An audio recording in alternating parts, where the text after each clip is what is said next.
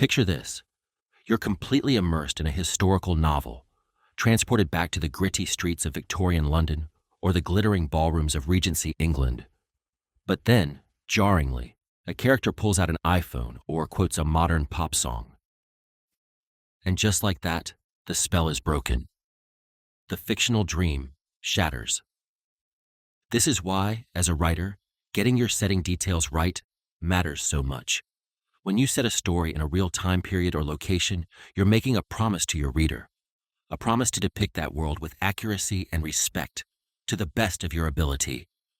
Because let's face it, there's always going to be that one history buff who will gleefully point out every tiny anachronism or error. But beyond just avoiding those gotcha moments, authentic details serve a deeper purpose. They ground your story in a vivid, specific reality. They reveal the texture of the world your characters inhabit, the constraints and possibilities, the sensory landscape, the zeitgeist of the time. When you get those details right, you earn your reader's trust.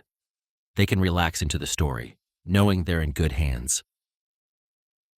So, how do you go about unearthing those telling, authentic details?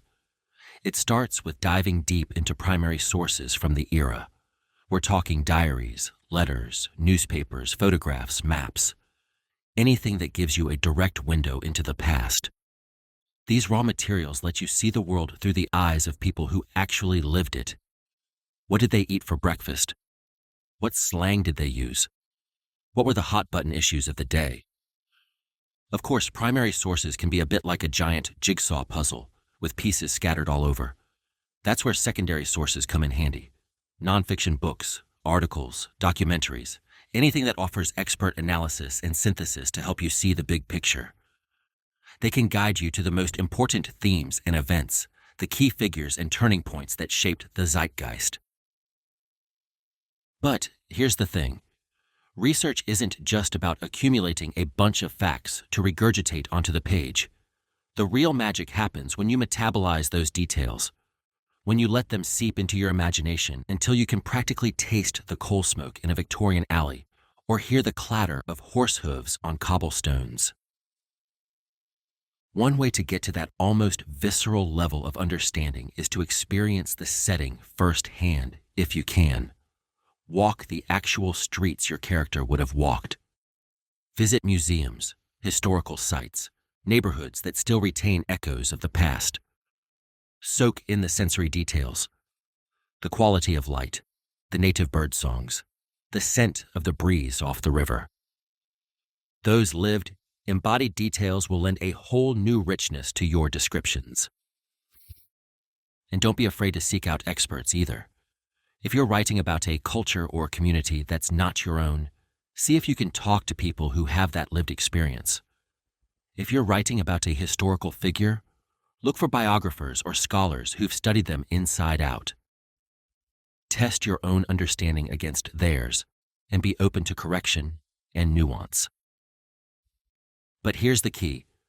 Once you've done all this vivid, meticulous research, you've got to weave it into the story with a light touch. You're not writing a textbook after all. Focus on the telling details, the ones that reveal character or theme or emotional truth. Instead of a dry description of a Victorian streetscape, zoom in on the one incongruous detail your character would notice. Say, an abandoned child's toy trampled in the gutter. Let the history emerge naturally through action and dialogue, through the choices characters make within the constraints of their time. Ultimately, the goal is to create a seamless dream, a world that feels true and nuanced, but never calls attention to the scaffolding of research propping it up. The most powerful historical fiction makes the past feel immediate and relevant, something your reader can live and breathe. So, to recap, authentic details matter because they ground your story in a specific, believable reality and earn your reader's trust. The research process involves diving deep into primary sources to capture the texture of the time, integrating secondary sources to understand the big picture, and, if possible, experiencing the setting firsthand. When incorporating those hard-won details into the story, focus on the ones that reveal character and theme, the ones that feel vivid and immersive, not encyclopedic.